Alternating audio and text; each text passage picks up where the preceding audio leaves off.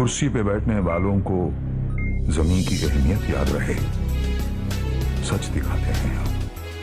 सच का सामना में आपका एक बार फिर स्वागत है। अस्सलाम वालेकुम। आज आपके चैनल के माध्यम से मैं धुलिया मतदार संघ में पूरा घूमा। धुलिया मतदार संघ में हमारी बहुत ज़्यादा रिश्तेदारी है।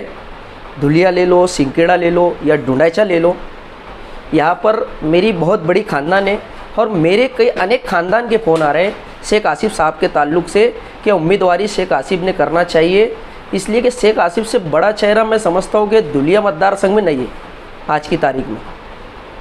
क्यों शेख रशीद साहब का लोगों में इस तरह का स्वभाव रहा और समाज को लेके काम के ताल्लुक़ से शेख रशीद साहब और समाज को लेके चला करते थे और समाज के काम शेख आसिफ साहब रशीद साहब किया करते थे। उसके बाद शेख आसिफ साहब भी इसी तरीके से हर समाज को लेके चलने का, धुलिया ले लो या डुंडाइचा ले लो, कई अनेक गांव के अंदर शेख आसिफ साहब जुड़ा करते थे और हर समाज का काम शेख आसिफ साहब ने किया। तो मैं समझता हूँ कि आज धुलिया मतदार संघ के अंदर शेख आसिफ से बड़ा चेहरा बीजेपी को टक्कर देने वाला मुझे नज़र नहीं आ रहा। क्यों बीजेपी को टक्कर कभी दे सकता है तो वो सिर्फ शेख आसिफ मुझे नज़र आ रहा है आज। कि लोगों की मैं सोशल मीडिया पे देख रहा हूँ, सोशल मीडिया के ज़रिए लोग अपील कर रहे हैं कि शेख आसिफ साहब ने उम्मीदवारी करना चाहिए। कई अनेक समाज के लोग, ऐसा मुसलमान समाज नहीं, मैंने कई समाज के लोगों से पूछा और कई समाज के लोगों के मुझे फ़ोन आए।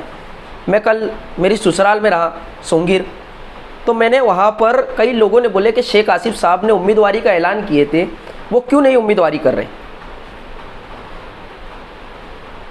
तो शेख आसिफ साहब ने पार्लियामेंट की उम्मीदवारी करना चाहिए, ये हमारा भी डिमांड है और कई बाहर हर समाज के लोगों का डिमांड है। तो मैं चाहता हूँ कि शेख आसिफ साहब से बड़ा चेहरा आज बीजेपी को गिराने वाला चेहरा मुझे नज़र नहीं आ रहा। शायद पार्टी ने किसी को उम्मीदवारी का ऐलान कभी की है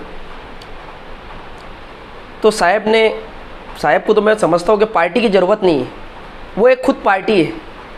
कि लोग है ना शेख रशीद परिवार को मानने वाले लोग हैं, पार्टी को नहीं मानते। तो मैं समझता हूँ कि शेख आसिफ को तो पार्टी की ज़रूरत नहीं है। क्यों आज सोशल मीडिया के ज़रिए हर समाज के लोग अपील कर रहे हैं शेख आसिफ से।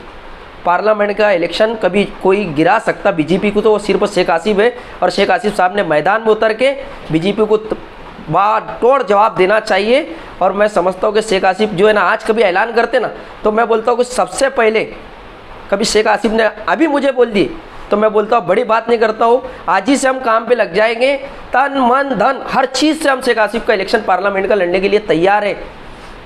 सिर्फ शेख आसिफ साहब ने बीजेपी को कभी गिराने का कभी दम किसी के अंदर होगा ना, मैं समझता हूँ सिर्फ शेख आसिफ में हो।